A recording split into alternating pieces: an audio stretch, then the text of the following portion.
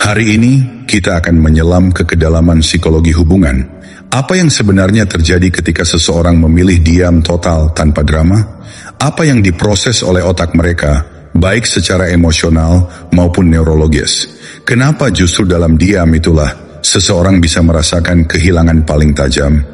Dan yang lebih penting, mengapa diam Anda, jika berasal dari keutuhan, bukan dari rasa ingin dilihat, bisa menjadi pernyataan yang jauh lebih keras daripada ribuan kata yang tak didengar? Ini bukan tentang membuat mereka menyesal. Ini tentang merebut kembali harga diri Anda dan memahami bahwa Anda tidak perlu ribut untuk meninggalkan dampak yang dalam.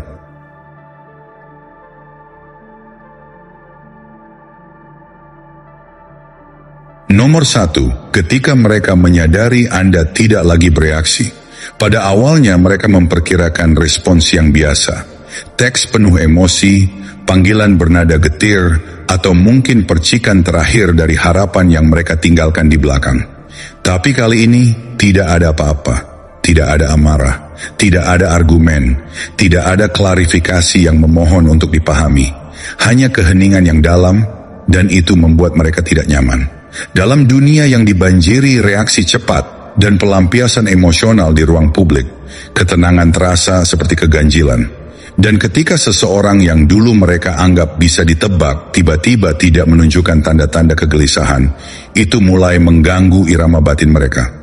Mereka menggulir ponsel berharap melihat notifikasi dari Anda. Mereka menonton cerita Anda, membaca status lama, mencari kode tersembunyi. Tapi semua yang mereka temukan adalah ruang kosong.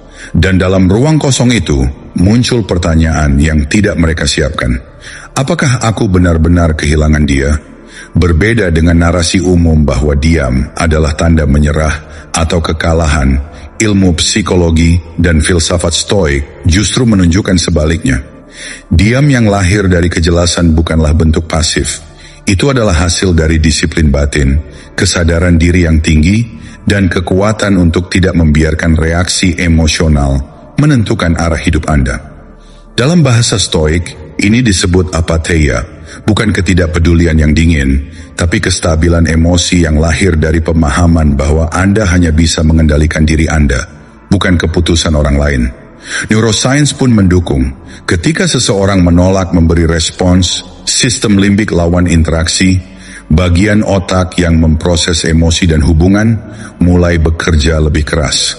Otak membenci ketidakpastian. Ia akan terus mencari pola, mencoba mengurai alasan, dan semakin frustasi saat tidak menemukan sinyal. Dan begitulah keheningan Anda berubah menjadi gema yang bergema di dalam kepala mereka. Mitos terbesar yang sering kita telan setelah perpisahan adalah ini, bahwa cinta sejati harus diperjuangkan dengan ekspresi yang intens dan upaya yang konstan. Tapi pada kenyataannya, tidak semua hal yang kuat harus keras. Kadang justru kekuatan tertinggi datang dari kemampuan untuk tidak merespons. Bukan karena Anda tak peduli, tapi karena Anda sudah selesai. Dan saat versi lama Anda yang dulu menjelaskan, mencoba, menunggu, tidak muncul kali ini, itu menciptakan kekosongan eksistensial. Anda tidak marah, Anda tidak menyalahkan, Anda hanya pergi dengan damai. Dan damai itulah yang paling mengganggu mereka. Karena tidak ada yang bisa dikendalikan dari seseorang yang sudah selesai. Diam Anda bukan tanda bahwa Anda ingin menarik mereka kembali. Diam Anda adalah pengumuman tak bersuara. Saya tidak lagi berada dalam permainan ini. Dan ketika ketenangan Anda mulai membongkar ketidaksiapan emosional mereka sendiri, saat itulah Anda bukan hanya menjadi mantan, Anda menjadi refleksi. Dan refleksi ketika menyakitkan seringkali tak terlupakan. Nomor 2, saat mereka mengharapkan perlawanan, tapi Anda memberi pengekangan. Mereka pikir Anda akan melawan. Mereka pikir Anda akan merayu, meyakinkan, memohon sedikit saja agar semuanya kembali seperti semula. Mereka menunggu letupan emosi, argumen, atau setidaknya pesan panjang yang mencoba memperbaiki apa yang rusak. Tapi Anda tidak memberikannya. Tidak karena Anda tidak punya kata-kata, tapi karena Anda sudah berhenti merasa perlu menjelaskan. Anda tidak bertengkar, tidak menjelaskan, tidak menahan. Anda melepaskan. Dan pelepasan itu bukan tindakan pahit. Itu bukan penyerahan, itu adalah realisasi.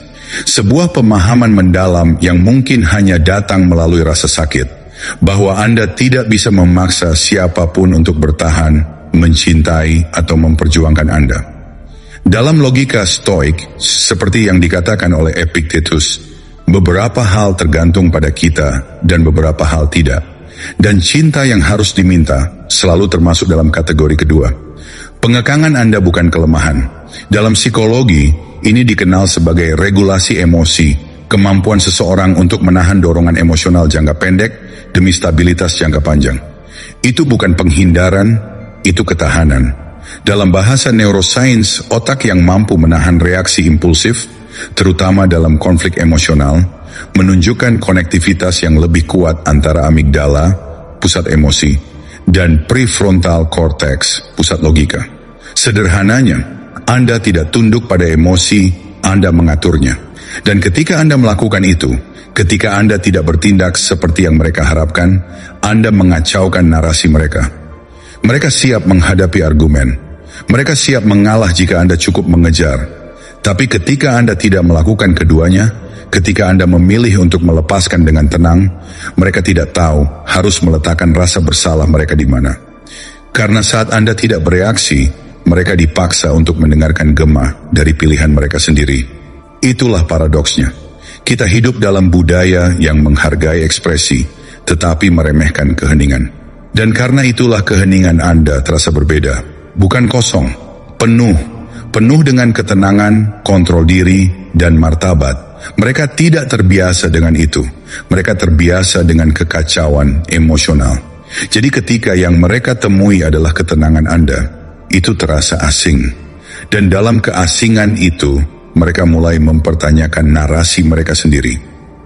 Kini yang muncul bukan lagi pertanyaan dari Anda, tapi dari mereka. Kenapa dia tidak berjuang untukku?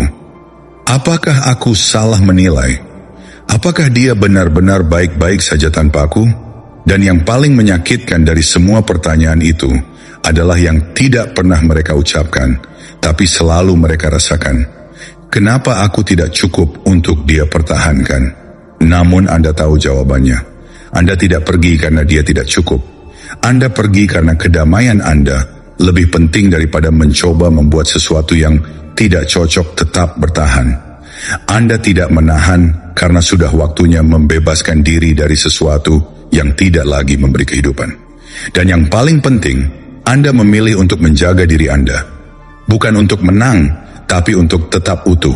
Jika kata-kata ini menggambarkan perjalanan batin Anda, luangkan waktu untuk bertanya pada diri sendiri, berapa kali saya dulu berjuang hanya untuk disalahpahami? Dan betapa membebaskannya ketika Anda berhenti berjuang bukan karena lelah, tapi karena sadar, Anda tak lagi perlu pembuktian.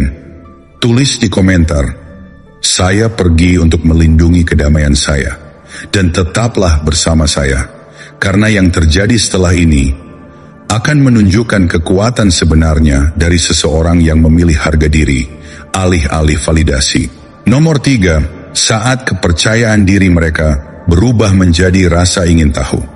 Mereka pikir mereka tahu bagaimana kisah ini akan berakhir, bahwa Anda seperti banyak orang lainnya akan menyerah pada heningnya jarak, akan mengulurkan tangan lebih dulu, akan mencari penutupan atau mungkin sekadar validasi.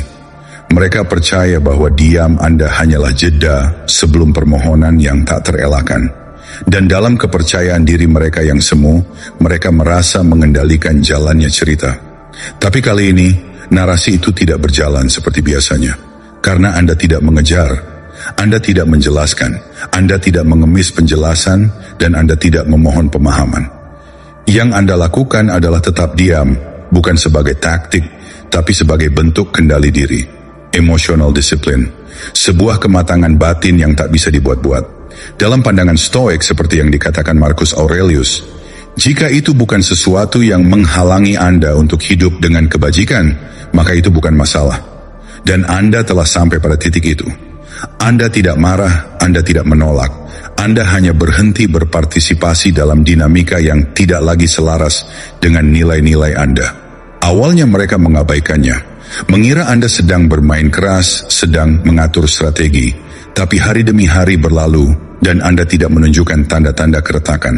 Tidak ada pengecekan media sosial, tidak ada pesan ambigu, tidak ada sinyal bahwa Anda menanti. Dan kepercayaan diri mereka yang sebelumnya tegak berdiri di atas asumsi bahwa Anda akan runtuh, mulai meretakkan dirinya sendiri. Dari sinilah rasa ingin tahu muncul. Bukan rasa ingin tahu yang manis, tapi yang mencemaskan. Yang muncul di tengah malam, yang membuat seseorang membuka ponsel hanya untuk mengecek apakah Anda masih di sana, diam-diam, tapi Anda tidak ada. Anda tidak memberi mereka pola emosi lama yang bisa mereka tebak. Anda menjadi misteri, dan manusia takut pada yang tidak bisa dipetakan. Dalam psikologi, fenomena ini disebut uncertainty-induced curiosity. Ketika ekspektasi kita tidak terpenuhi, otak menciptakan dorongan untuk mencari kejelasan. Namun ketika kejelasan itu tidak datang, otak kita malah makin terobsesi, dan Anda menjadi teka-teki yang tidak bisa mereka selesaikan. Seorang yang dulu mereka anggap dapat diprediksi, kini menjadi pertanyaan besar tanpa jawaban. Dan itulah kekuatan dari keheningan yang memiliki landasan. Anda tidak memilih diam karena lemah, Anda memilihnya karena Anda tidak lagi butuh validasi eksternal. Neuroscience menunjukkan bahwa orang dengan secure attachment, ikatan yang sehat dengan diri mereka sendiri, lebih mampu untuk duduk dengan ketidakpastian tanpa tergoda untuk memperbaikinya dengan reaksi impulsif. Dan itulah Anda sekarang. Bukan Anda yang bertanya, apa yang salah? Melainkan mereka yang kini duduk sendiri, menatap layar kosong, dan berpikir, apakah aku telah salah menilai dia selama ini? Dan dari pertanyaan itu, lahirlah gejolak batin, keraguan, penyesalan, keinginan untuk mengulang sesuatu yang tidak bisa lagi diakses. Namun Anda tidak muncul kembali. Anda tidak memberi jawaban, karena tidak semua cerita perlu ditutup dengan percakapan. Beberapa hanya butuh kesadaran bahwa tidak semua yang hilang akan kembali, dan tidak semua yang diam itu lemah. Jika Anda pernah berada di posisi ini, di mana ketenangan Anda justru membangkitkan rasa ingin tahu orang lain yang dulu menganggap Anda remeh, maka Anda telah mencapai puncak kekuatan personal. Karena Anda tidak membuat mereka menyesal dengan kata-kata. Anda membuat mereka berpikir diam-diam dalam ketidakhadiran Anda. Dan itulah yang tak terlupakan. Nomor 4. Saat mereka mencoba mengalihkan perhatian, tapi tidak bisa lari dari diri sendiri. Mereka tertawa lebih keras dari biasanya, berkumpul dengan lebih banyak orang, memposting lebih banyak cerita, dan menjalani hari-hari mereka seolah-olah Anda tidak pernah ada. Dari luar tampak seperti mereka sudah selesai, mereka menang, mereka bebas. Tetapi yang terlihat di permukaan jarang mewakili apa yang sebenarnya terjadi di dalam. Karena semua kebisingan itu, teman, keramaian, notifikasi, pesta, tawa yang dibuat-buat adalah pelarian. Sebuah pertahanan psikologis klasik bernama emotional suppression. Saat emosi sulit dihadapi, manusia berusaha mengalihkannya dengan stimulus eksternal. Namun seperti yang dijelaskan dalam neuroscience, penekanan emosi hanya membuatnya semakin kuat dalam jangka panjang. Apa yang tidak diproses akan menumpuk. Dan yang paling membahayakan dari semua itu adalah keheningan Anda justru mempercepat proses itu. Anda tidak membalas, tidak mengomentari, tidak hadir. Anda hanya hilang tanpa drama, tanpa penjelasan. Dan itu memaksa mereka untuk pertama kalinya benar-benar sendirian bersama pikirannya sendiri. Ini bukan tentang Anda membuat mereka merasa bersalah. Ini tentang Anda menghentikan dinamika yang sebelumnya mereka kendalikan. Mereka berharap akan ada pesan yang masuk. Harapan bahwa Anda, seperti biasanya, akan mencari penutupan. Bahwa Anda akan mencoba menjadi dewasa, tetap berteman, atau setidaknya terlihat masih peduli. Tapi Anda tidak memberi mereka satupun dari itu. Tidak ada permainan. Tidak ada kerumitan, hanya ketenangan, dan ketenangan itu tidak bisa dipalsukan. Disinilah realita mulai mengusik mereka. Apa yang semula dianggap sebagai fase ternyata berlanjut, minggu demi minggu. Tidak ada pesan, tidak ada reaksi, tidak ada validasi. Dan untuk seseorang yang terbiasa dengan kekacauan emosional, keheningan seperti ini adalah gema yang menyakitkan. Karena mereka tidak bisa menolaknya, tidak bisa membantahnya. Mereka hanya bisa menghadapinya. Di dunia di mana ketergantungan emosional adalah mata uang hubungan, ketidaktergantungan Anda adalah revolusi. Itu bukan balas dendam, itu revolusi batin. Seperti yang diajarkan oleh Marcus Aurelius, balas dendam terbaik adalah menjadi berbeda dari orang yang menyakiti kita. Dan Anda menerapkannya tanpa mengucapkan sepatah kata pun. Teman-teman mereka tidak akan menyadari perubahan ini. Tapi mereka tahu ketika tawa terasa kosong, ketika pelukan terasa hampa, ketika setiap upaya untuk melanjutkan hidup justru terasa seperti menyusuri jalan yang lebih sepi. Karena tidak ada perhatian sebanyak apapun yang bisa menggantikan kehadiran seseorang yang benar-benar hadir. Dan Anda pernah benar-benar hadir.